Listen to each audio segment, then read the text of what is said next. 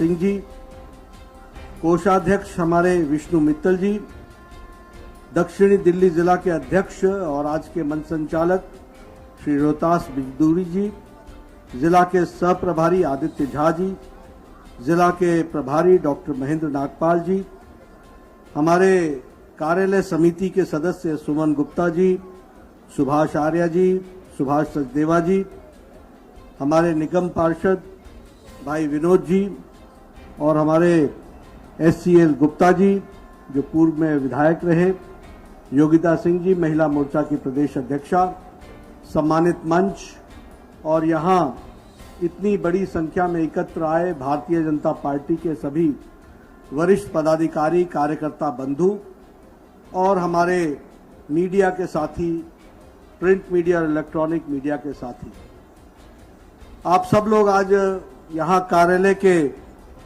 श्री गणेश पर एकत्र आए हैं और एक पर्व के रूप में आप सब लोग यहाँ एकत्र हुए हैं। सबसे पहले तो मुझे यहाँ आने का मौका मिला। यह पूज्य स्थान है, कालका देवी का मंदिर है। मैं सबसे पहले तो कालका देवी को नमन करता हूं और उनसे आशीर्वाद प्राप्त करके अपनी बात को प्रारंभ करता हूं। मित्रों, जब मैं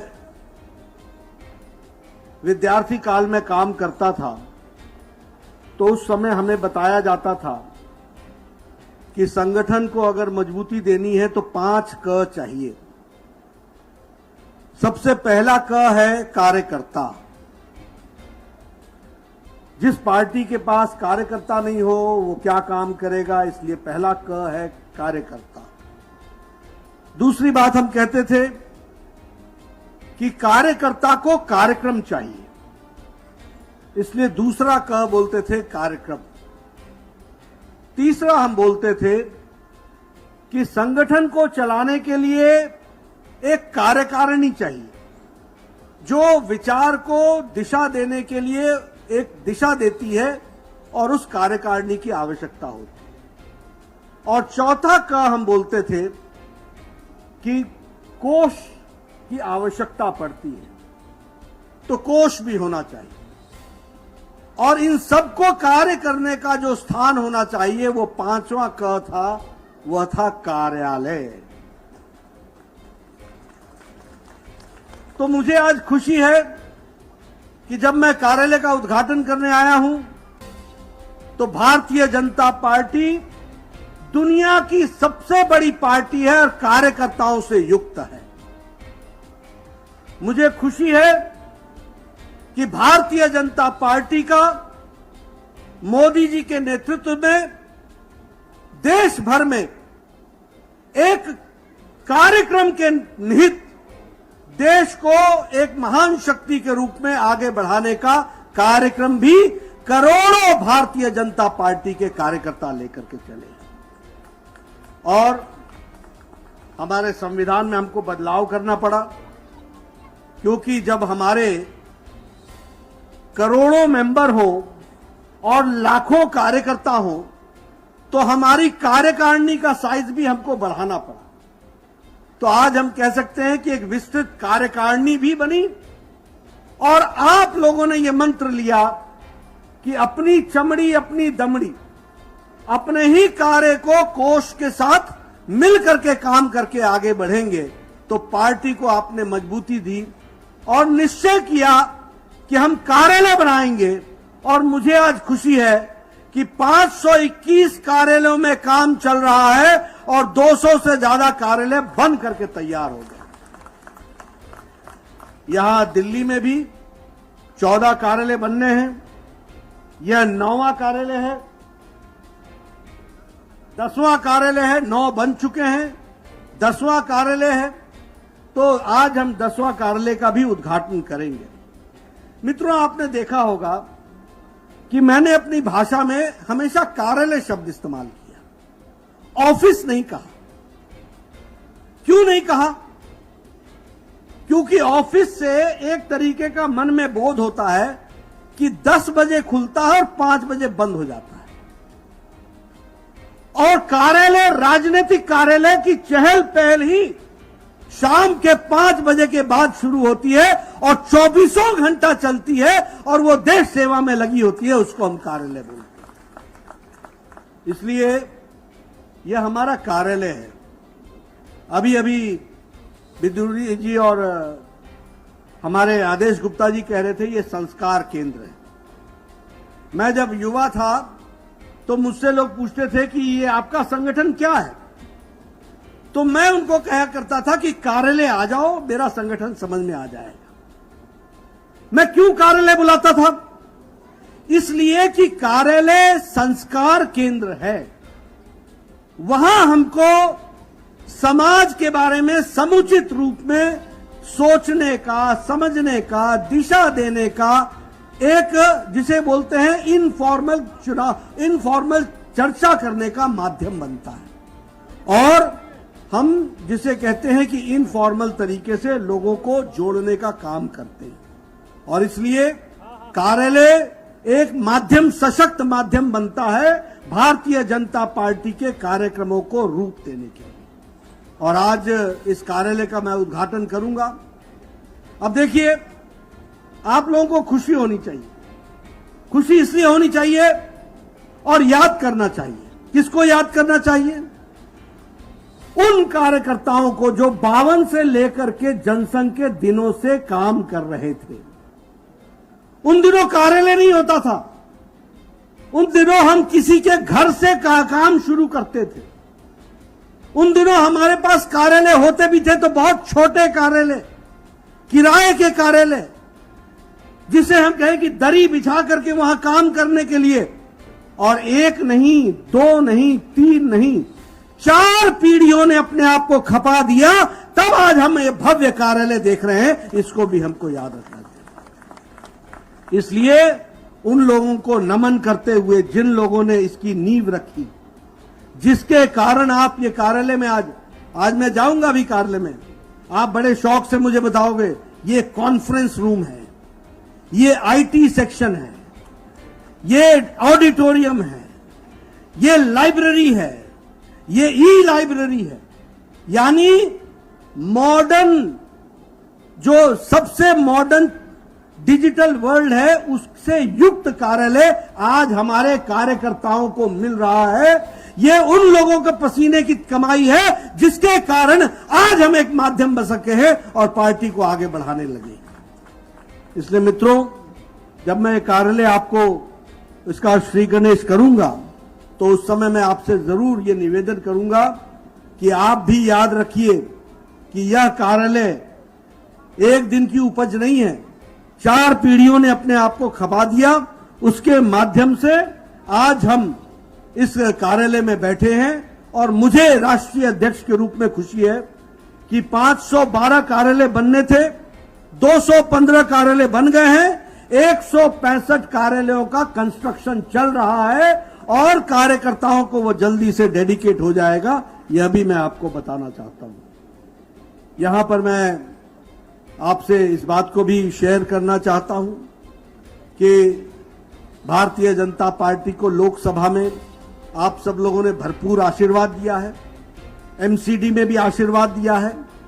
दिल्ली सरकार में कुछ कसर रह गई है, आने वाले समय में आप उसको भी पूरा करेंगे, ये मुझे पूरा विश्वास है, ऐसा मैं विश्वास रखता हूं।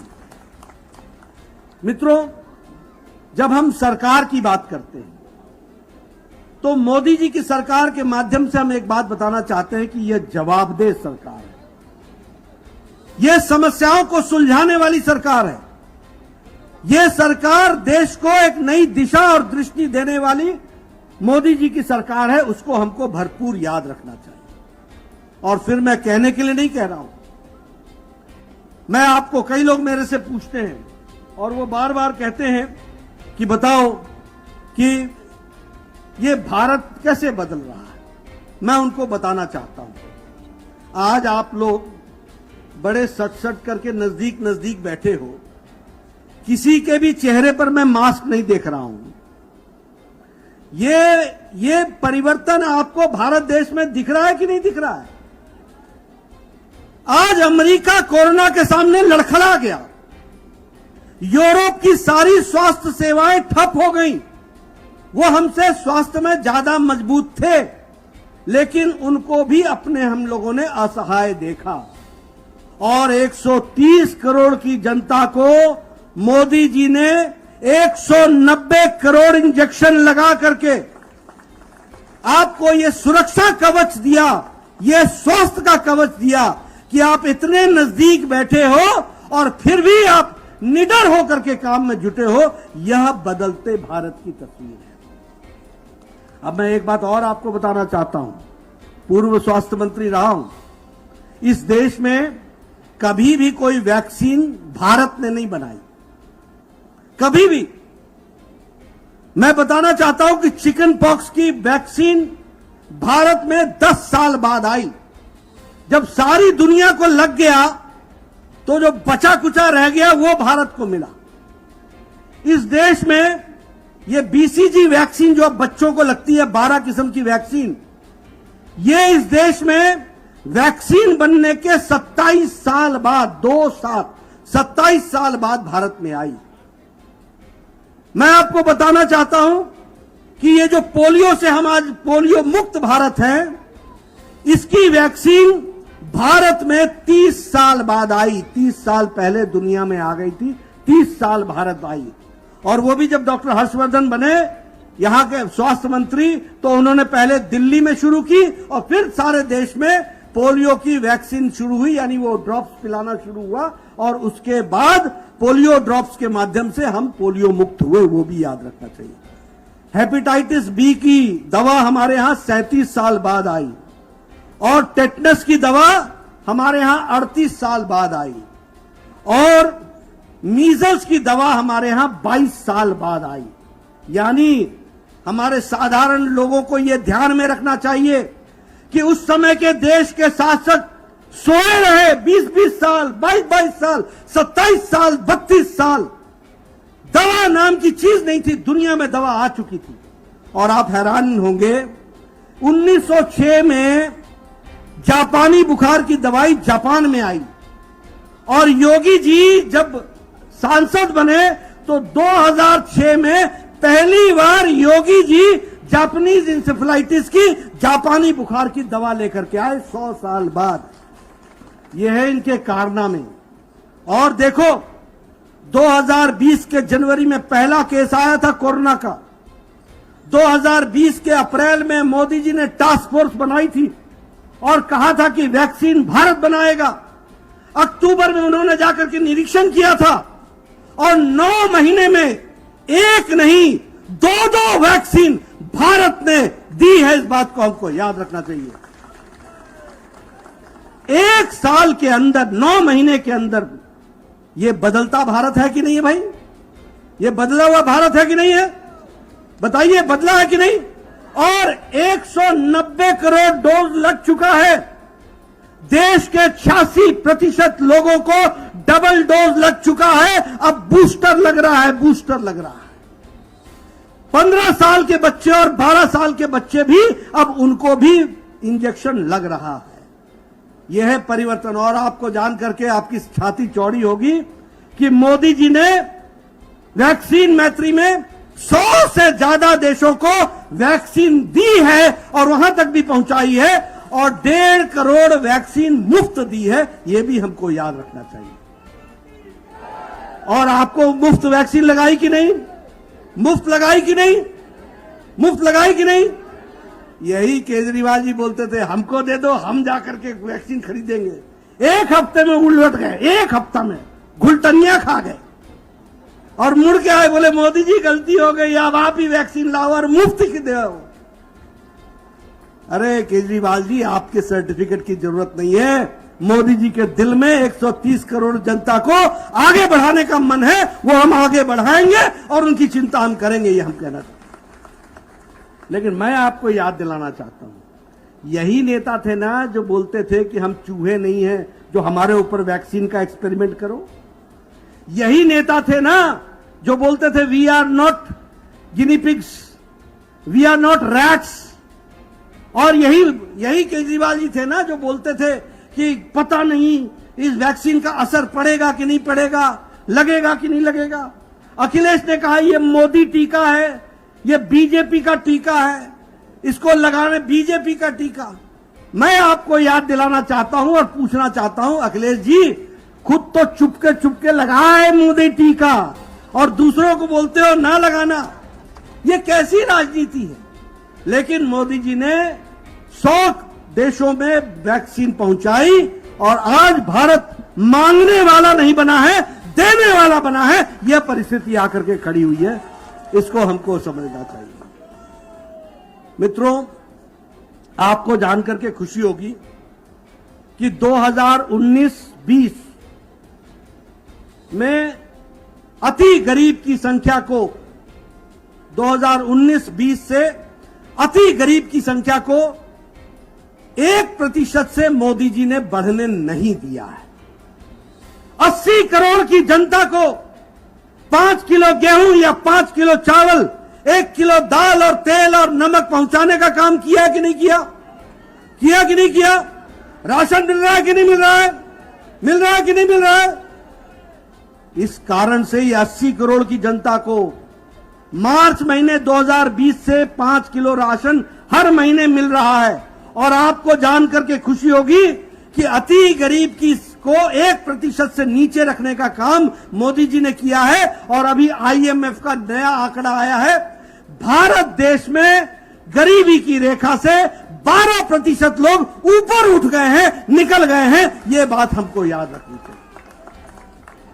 बोलो, ये बदलता भारत है कि नहीं है? आप बताइए, 20 लाख करोड़ रुपए उस समय इकोनॉमिक पैकेज दिया गया कि नहीं दिया गया? 180 लाख करोड़ रुपए का ये प्रधानमंत्री गरीब कल्याण अन्न योजना में पैसा दिया गया कि नहीं दिया गया? आप बताइए, प्रधानमंत्री किसान सम्मान निधि में 10 किस्तें किसानों को 2-2 हजार रुपए मिली कि नहीं मिली? मिली है कि नहीं मिली है? तो ये अंतर, इसको भी हमको याद रखना चाहिए। यह है रिस्पॉन्सिव गवर्नमेंट, यह है जवाबदेह सरकार। आप बताओ, यूक्रेन से 23,000 बच्चे वापस लेकर के मोदी जी आए कि नहीं आए? कौन सा देश है जो अपने लोगों को वापस लेके आया है? और कोई देश है क्या? अमेरिका ला पाया क्या? यूरोप ला पाया क्या? और तो और छोड़ो, दूसरे देश के बच्चे भी भारत का झंडा लेकर के वो बचने के लिए निकले और उनको भी वापस लाने का काम किया। दूसरे देश के बच्चे भी, उन्होंने भी आके कहा, we are thankful to Narendra Modi. और कितने बच्चे थे? 23,000 बच्चे। और मैं भारतीय जनता पार्टी के कार्यकर्ताओं को बधाई देना चाहता हूं कि जब तक उनके बच्चे घर नहीं आए थे, उनके घरों से संपर्क रख करके कार्यकर्ताओं ने 3-3 बार, 4-4 बार जाकर उनके माता पिता को ढांढस धराया कि मोदी है तो मुमकिन है और लेकर के आएंगे और उनको लेकर के आएंगे। ये फर्क हमको समझना चाहिए। और इतना ही नहीं, आप देखिए, बताइए, उन्होंने ज़ेलेंस्की से बात की थी मोदी जी ने कि नहीं की थी? पुतिन से बात की थी कि नहीं की थी? लड़ाई रुकवाई कि नहीं रुकवाई? अपने लोगों को बाहर निकालने का व्यवस्था की कि नहीं की? सारा विदेश मंत्रालय यूक्रेन के बॉर्डर पर पहुंचा करके सभी लोगों को वीसा देकर के रातों रात हमारे हवाई जहाज से उनको वापस भारत लाया गया कि नहीं लाया गया? यह है भारत, यह है बदलता भारत, यह है सशक्त भारत, यह है मोदी जी का सशक्त भारत, जिसको हमको याद रखना चाहिए। मित्रों, अगर मैं बात करूं, मैंने आपसे सामने गरीबी की बात तो की है, लेकिन अगर मैं आज आप बात करूं तो भारत अब निर्यात करने का सबसे बड़ा हब बन रहा है। $400 बिलियन का हम लोगों ने ट्रेड किया है और हम लोगों ने एक्सपोर्ट किया है। पहले भारत आयात करता था, इंपोर्ट करता था, और एक समय तो ऐसा था, दे दे दे दे दे दे दे दे, बस दे दे ही लगा हुआ था। आज हमारे मोदी जी के नेतृत्व में ले ले ले ले। कल मोदी जी ने भाषण डेनमार्क में दिया, ये बर्लिन में दिया कि नहीं दिया, कि जब सारे दुनिया में लोगों को भूख का सामना करना पड़ रहा है तो भारत का किसान है जो किसी को भूखा नहीं रहने देगा, इस तरीके का संकल्प लिया। यह हमको ध्यान में रखना चाहिए कि किस तरीके से विकास हो रहा है और किस तरीके से चीजों को हम आगे बढ़ाने का काम कर रहे हैं, वो भी हम लोग को ध्यान रखना चाहिए। मित्रों, अभी अभी चुनाव हुए उत्तर प्रदेश के 5 राज्यों के चुनाव हुए, उत्तर प्रदेश, मणिपुर, गोवा, पंजाब और हमारे उत्तराखंड। उत्तर प्रदेश में सब लोग बोलते थे ये आपको तो याद है ना, आप भी मुझे फोन किया करते थे, नड्डा जी बताओ मीडिया तो ये कह रहा है, फलाने बढ़ रहे हैं, वो बढ़ रहे हैं, ये बढ़ रहे हैं, फलाना। मैं सबको बोलता था मोदी जी के नेतृत्व में उत्तर प्रदेश की जनता तुम दिल थाम के रहना, एक तरफा फैसला देगी और वो भारतीय जनता पार्टी के पक्ष में देगी, मोदी जी के पक्ष में। पहली बार आजाद भारत में उत्तर प्रदेश में कोई मुख्यमंत्री ने 5 साल पूरे किए, वो मुख्यमंत्री योगी आदित्यनाथ है। कांग्रेस भी नहीं कर सकी। कांग्रेस 60 साल के आसपास सरकार में रही है, 50-60 साल, लेकिन उनका कोई भी मुख्यमंत्री 5 साल पूरे नहीं कर पाया। और कोई भी मुख्यमंत्री ऐसा नहीं था जो लगातार दूसरी बार जिसने शपथ ली। ये भारतीय जनता पार्टी और मोदी जी के नेतृत्व का कमाल है और योगी जी का तप है कि वह पहले भारत के उत्तर प्रदेश के मुख्यमंत्री हैं जो दूसरी बार लगातार शपथ ले रहे हैं। यह भी हमको ध्यान रखना चाहिए। मैं यहां यह भी आपको बताना चाहूंगा, कांग्रेस पार्टी जो इतने साल सरकार में रही 399 सीटों पर लड़ी और 387 सीटों पर जमानत जब्त करा गई। ये मैं लड़ूंगी, मैं लड़की हूं, मैं ये हूं, मैं वो हूं, और बड़ा मंदिर जाना, टीका लगाना, चंदन लगाना, सब कुछ आपने देखा, लेकिन जो नतीजे आए वो आपके सामने हैं। आम आदमी पार्टी उत्तर प्रदेश में 377 सीटों पर चुनाव लड़ी, नोट कर लेना, और 377 सीट पर ही जमानत जब्त हुई है, यह भी आपको याद रखना चाहिए। उसी तरीके से उत्तराखंड में 70 सीटों पर चुनाव लड़ी, 68 पर जमानत जब्त हुई आम आदमी पार्टी। और भारतीय जनता पार्टी जब से राज्य बना है, पहली बार हमारी पार्टी की सरकार थी और दूसरी बार लगातार हम जीत करके आए और वहां 47 सीटों से हमारी सरकार बनी। गोवा में हम तीसरी बार सरकार में आ गए और वहां भी हम 40 सीटों पर लड़े थे, 20 सीटों पर हम चुनाव जीत गए। आम आदमी पार्टी 40 सीट पर 29 सीट पर लड़ी, 35 में जमानत जब्त हुई है, यह भी याद रखना चाहिए। मणिपुर गए नहीं थे, वो बड़े दूर था, वहां जाना जरा भी कठिन है। मणिपुर में भारतीय जनता पार्टी की विशुद्ध पहली बार सरकार बनी है। यह परिवर्तन हम लोगों को देखने को मिला है और इसलिए मैं हमेशा कहूंगा कि भारतीय जनता पार्टी आप लोगों के आशीर्वाद से जिस तरीके से बढ़ रही है वो हमारे सामने है। मित्रों, मैं दिल्ली की बात भी करूंगा। आप लोग कहेंगे कि विकास की दृष्टि से क्या काम हो रहा है। आप बताइए, ये वेस्टर्न पेरिफेरल वे और ईस्टर्न पेरिफेरल वे, इसके बनने के पहले यहां हजारों ट्रक रात को धुआं छोड़ते थे कि नहीं छोड़ते थे? हजारों ट्रक छोड़ते थे कि नहीं छोड़ते थे? पोल्यूशन होता था कि नहीं होता था?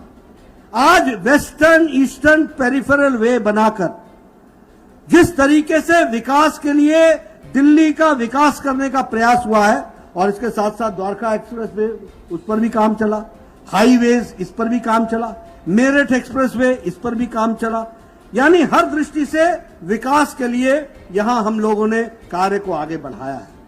मित्रों, मैं एक बात जरूर बोलना चाहता हूं और इसका मुझे दुख भी है। सबसे पहली बात तो यह है कि मैं स्वास्थ्य मंत्री रहते हुए सभी राज्यों में आयुष्मान भारत में गरीब लोगों को 5 लाख रुपए सालाना हेल्थ कवर दे रहा था।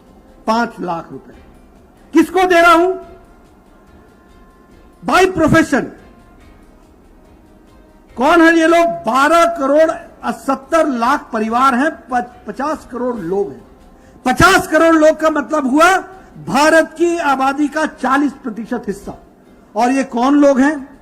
रेडी वाला, फेड़ी वाला, रिक्शा वाला, ठेले वाला, auto rickshaw driver, lift man, cleaner, auto cleaner, truck cleaner, हमारे ठेले वाला, हमारे सब्जी वाला, ये बाल काटने वाला बार्बर, ये गरीब लोग, इनको 5 लाख रुपए का बाय प्रोफेशन मोदी जी ने 5 लाख रुपए प्रति वर्ष उनके परिवार को हेल्थ का कवर दिया गंभीर बीमारी से लड़ने के लिए।